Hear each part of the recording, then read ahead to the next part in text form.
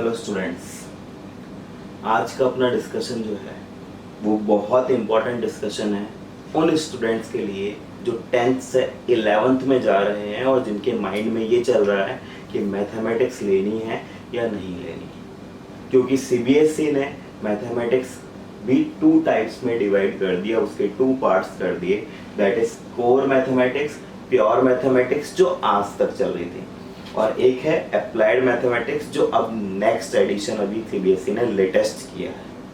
ठीक है, तो आज मैं आपको यही बताना चाहता हूँ कि जो 10th से 11th में मूव कर रहे हैं उन स्टूडेंट्स को कौन सा ऑप्शन बेटर है, वो किस पे ज़्यादा फोकस करें, किसके लिए कौन सा जो ऑप्शन है वो उनके फ्यूचर के लिए बेस्ट है। तो पहले अपन समझते हैं कोर मैथमेटिक्स, प्योर मैथमेटिक्स और अप्लाइड मैथमेटिक्स में डिफरेंस कहाँ है, कहाँ पे अपन को अलग अलग चीज़ देखने को मिलेगी। ठीक है, तो स्टार्ट करते हैं इस चीज़ को और देखते हैं क्या होता है। उससे पहले मैं आपको बताना चाहूँगा कोर मैथमेटिक्स और अप्लाइड मैथमेटिक्स कौन स्टूडेंट्स कहाँ कैसे ले सकते हैं। ठीक है, जैसा आपको पता है 10th लास्ट ईयर जो करंट सेशन अभी गया है 2019-20, उस सेशन में सीबीएसई ने स्टैंडर्ड एंड बेसिक का इशू रखा। ठीक है, कुछ स्टूडेंट्स ने बेसिक ऑप्ट किया था और according to CBSE guidelines CBSE ने क्लियर किया था कि अब आप मैथमेटिक्स नहीं ले सकते अगर आपने बेसिक ऑप्ट किया था, और अगर आपको लेना है तो आपको सप्लीमेंट्री एग्जाम देना होगा। उस चीज को ओवरकम करने के लिए सीबीएसई ने अप्लाइड मैथमेटिक्स लगाई है। ठीक है, अप्लाइड मैथमेटिक्स बेसिक स्टूडेंट्स के लिए, मतलब अगर कोई बेसिक में स्टूडेंट, किसी ने 10th में बेसिक मैथमेटिक्स ली थी और अब वो मैथमेटिक्स लेना चाहता है तो उसके लिए applied mathematics without supplementary exam applicable है। उसके लिए कोई सप्लीमेंट्री एग्जाम नहीं देना, आप डायरेक्ट अप्लाइड मैथमेटिक्स ले सकते हैं।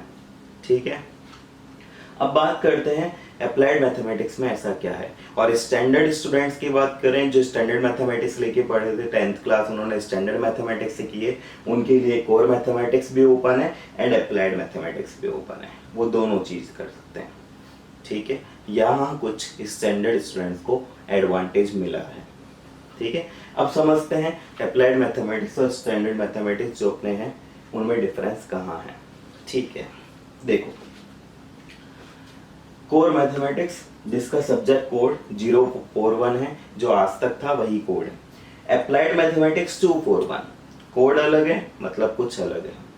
ठीक है, अप्लाइड मैथमेटिक्स न्यू सब्जेक्ट नहीं है। सब्जेक्ट तो अप्लाइड मैथमेटिक्स पहले भी था, बट सीबीएसई ने इसको अब इलेक्टिव, अपने एकेडमिक्स इलेक्टिव के अंदर करा है। पहले ये स्किल सब्जेक्ट माना जाता था। ठीक है, ये एक डिफरेंस है। तो अप्लाइड मैथमेटिक्स अब आप चूज कर सकते हो। अब अपन एक बार ओवरव्यू लेते हैं कि कौन से स्टूडेंट्स के लिए कौन सा ऑप्शन बेटर है। ठीक, उससे पहले एक चीज और मैं आपको बताना चाहूंगा, जिन स्टूडेंट्स को साइंस में अपना फ्यूचर देखना है, बोले तो साइंस मैथमेटिक्स लेके चलनी है, कहीं पे भी उनको आगे फ्यूचर में मैथमेटिक्स कंटिन्यू करनी है, either in the form of BTech, MTech, BSc, MSc, BSc maths और एनी सच स्ट्रीम, तो उनके लिए केवल एक ही ऑप्शन बचता है, वो है प्योर मैथमेटिक्स, कोर मैथमेटिक्स। वो अप्लाइड मैथमेटिक्स ऑप्ट नहीं कर सकते। तो जिन्होंने साइंस मैथ ऑप्ट करा है, ऑब्वियस सी बात है उनके माइंड में कहीं ना कहीं बीएससी या फिर बीटेक चल रहा है ग्रेजुएशन के अंदर।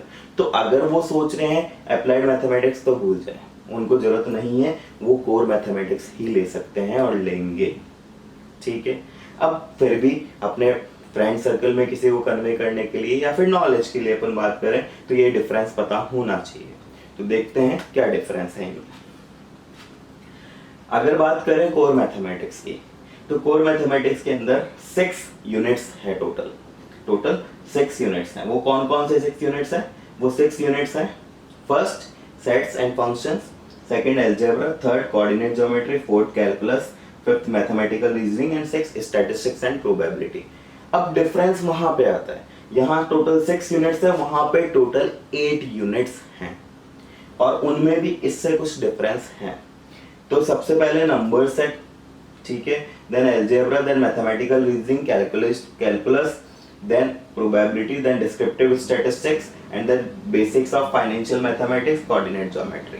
ठीक है, ये कुछ डिफरेंस आपको देखने को मिलेगा। अब अगर अपन बात करें कहाँ पे इन दोनों में डिफरेंस आया है, कहाँ पे इनमें क्या चीज़ ऐड ऑन हुई है, वो सब चीज़ों भी थोड़ा डिस्कस करते हैं कि ये क्यों आया है।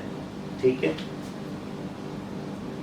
देखिए, chapters excluded in applied mathematics. Applied mathematics में टोटल 4 चैप्टर्स आपके एक्सक्लूड करे गए हैं, मतलब वो अप्लाइड मैथमेटिक्स में आपको नहीं पढ़ने हैं, जो अभी प्योर मैथमेटिक्स में प्रेजेंट है। चैप्टर ट्रिग्नोमेट्री, आपका चैप्टर 3 जो है वो आपके सिलेबस से अब हटा दिया गया है।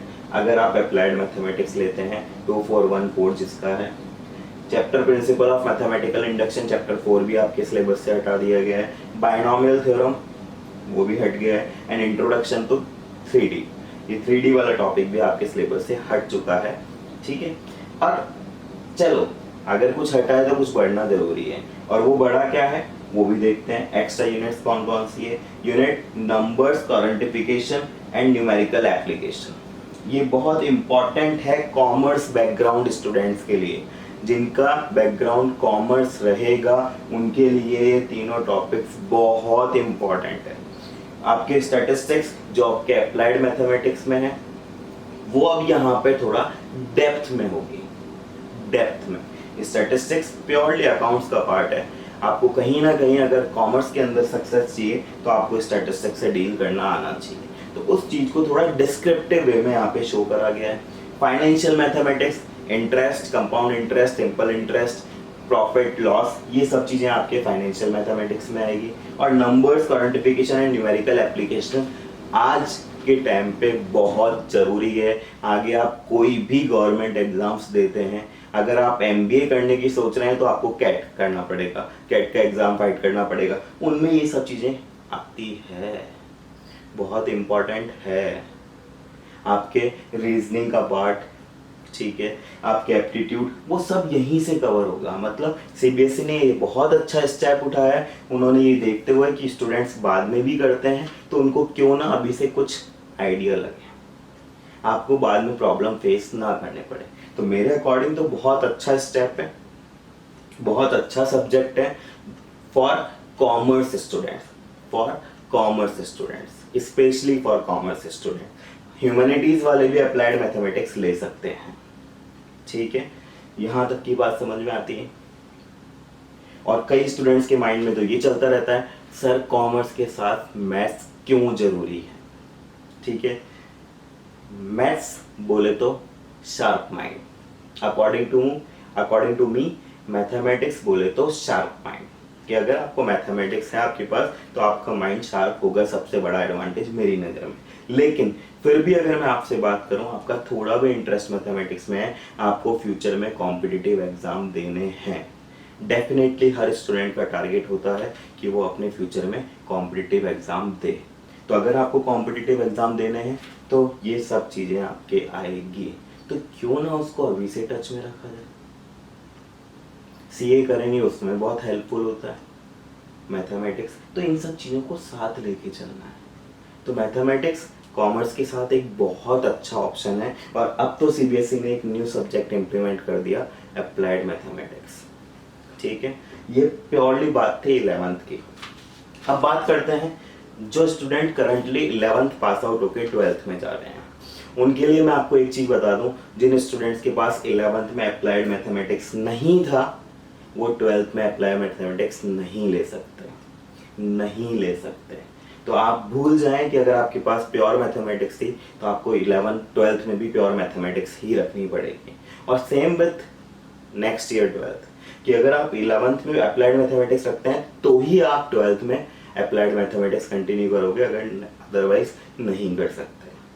ठीक है, इसमें कहाँ डिफरेंस आता है? इसमें डिफरेंस आता है नंबर ऑफ यूनिट सेम है 6 and 8, बट चैप्टर्स कुछ अलग हैं। 12th में कुछ चैप्टर्स अलग हैं। ठीक है, वो अलग क्या है एक बार वो भी देखते हैं। रिलेशन एंड फंक्शन आपके सिलेबस से हट जाएगा। चैप्टर इनवर्स ट्रिग्नोमेट्री आपके चैप्टर से हट जाएगा। वेक्टर अलजेब्रा हट जाएगा। चैप्टर 3D हट जाएगा। अब कुछ हटा है तो कुछ आएगा भी, तो वो कुछ क्या है? वही नंबर्स, दोबारा से वो चीज़, रीजनिंग वाला पार्ट, क्वांटिटेटिव एनालिसिस बहुत इंपॉर्टेंट है, तो वो सीबीएसई नहीं छोड़ना चाहता। तो ये चीज़ तो आपकी कंटिन्यू रहेगी बट एक अच्छे लेवल पे। इन्फ्रेंशियल स्टैटिस्टिक्स मतलब डिस्क्रिप्टिव के बाद अब अपन उसका इम्प्लीमेंटेशन इसमें देखेंगे कि कैसे अपन उसको डेली लाइफ में यूज करें। Index number, time based data मतलब अपन को उस डेटा रिलेटेड अपन को प्रॉब्लम्स देखने को मिलने वाली है। और फाइनेंशियल मैथमेटिक्स बहुत इंपॉर्टेंट टॉपिक है हर कॉमर्स स्टूडेंट्स के लिए, जिसका भी बैकग्राउंड कॉमर्स का है। आज तक सीबीएसई यही मेरे को कमी लगती थी कि हर स्टूडेंट जो साइंस है, जो कॉमर्स बैकग्राउंड का है, उनको सेम मैथमेटिक्स क्यों पढ़ाई जा रही है, why, what is the use. तो उस चीज को देखते हुए सीबीएसई ने ये कदम उठाया है और इस कदम को बहुत अच्छा मानता हूं मैं। आप देखेंगे, आप फील करेंगे तो बहुत अच्छा है। ठीक है, तो जो भी कॉमर्स स्टूडेंट्स हैं मैं सजेस्ट करूंगा अप्लाइड मैथमेटिक्स लें, लेकिन जिसका कुछ फायदा है उसका कुछ नुकसान भी होगा। तो वो नुकसान भी अपन देखते हैं, क्या ड्रॉबैक्स हैं इसके। ठीक है, करें स्टार्ट। देखिए,